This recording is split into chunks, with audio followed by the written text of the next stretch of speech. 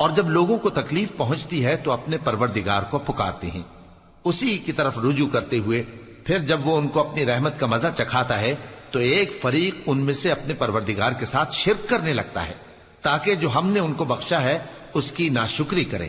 سو خیر، فائدے اٹھا لو، ان قریب تم کو اس کا انجام معلوم ہو جائے گا۔ کیا ہم نے ان پر کوئی ایسی دلیل نازل کی ہے کہ پھر وہ ان کو اللہ کے ساتھ شرک کرنا بتاتی ہے؟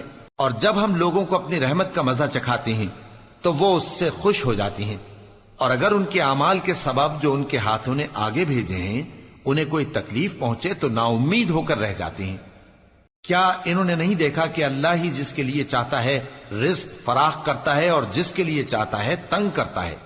بے شک اس میں ایمان لانے والوں کے لیے نشانیاں ہیں۔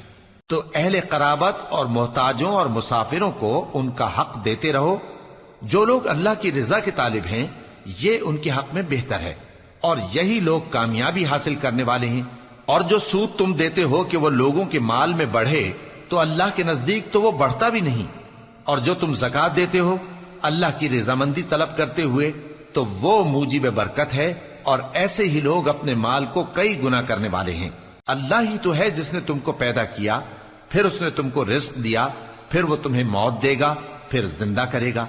بھلا تمہارے بنائے ہوئے شریکوں میں بھی کوئی ایسا ہے جو ان کاموں میں سے کچھ کر سکے؟ وہ پاک ہے اور اس کی شان ان کے شریکوں سے بلند ہے۔